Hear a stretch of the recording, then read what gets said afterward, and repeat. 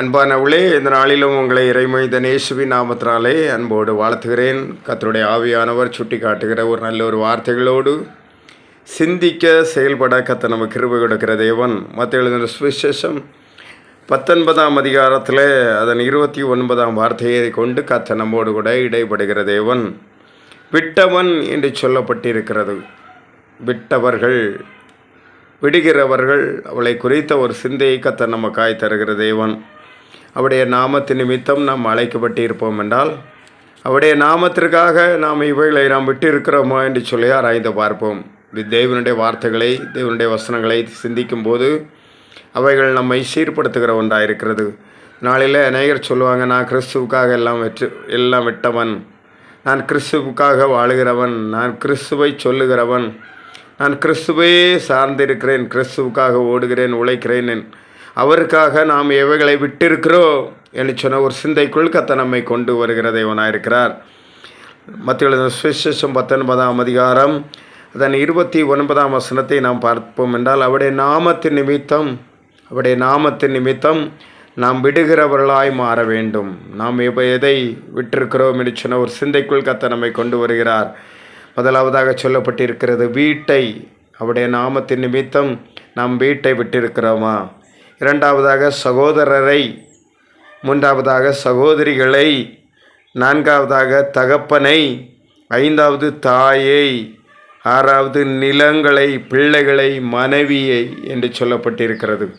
வரிசையாக சொல்லப்பட்டிருக்கிறது. பாருங்களே, வீட்டை விட்டுருக்கிறோமா? சகோதரர்களை விட்டுருக்கிறோமா? சகோதரிகளை விட்டுருக்கிறோமா?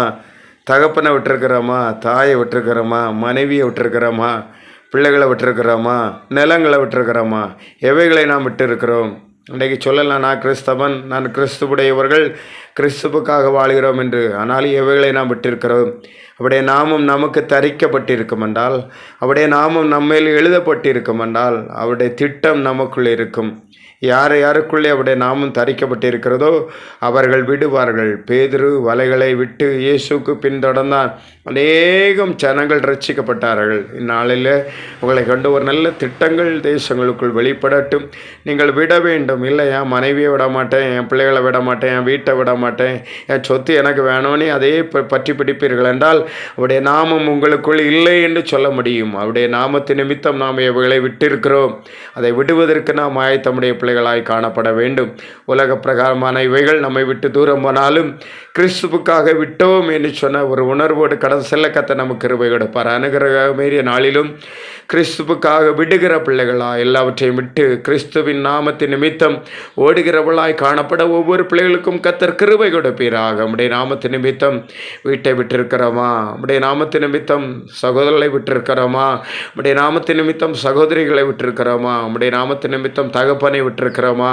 நம்முடைய நாமத்தின் நிமித்தம் தாயை விட்டிருக்கிறோமா? நம்முடைய நாமத்தின் நிமித்தம் மனைவியை விட்டிருக்கிறோமா? நம்முடைய நாமத்தின் நிமித்தம் பிள்ளைகளை விட்டிருக்கிறோமா? நம்முடைய நாமத்தின் நிமித்தம் நிலங்களை விட்டிருக்கிறோமா என்று சொன்ன உணர்வை கொடுக்கிற கர்த்தர் எல்லாவற்றையும் விட்டு உம்மை பின்தொடர, உமக்காய் வாழ, உமக்காய் மறிக்க ஒவ்வொரு பிள்ளைகளுக்கும் கர்த்தர் கிருபை கொடுப்பீராக.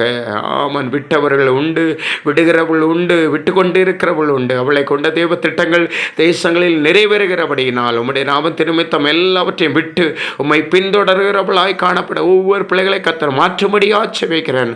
அதை வாழ்வுக்குள் நடத்துக. இயேசுவின் நாமத்தினால் நல்ல பிதாவே, ஆமென். கிறிஸ்துவுக்காக எல்லாவற்றையும் விட்டுவிட்டு தேவனுக்காக ஓடுவோம். கர்த்தர் நம்மை மகிமையான அனுபவத்தில் நடத்துவார். ஆமென்.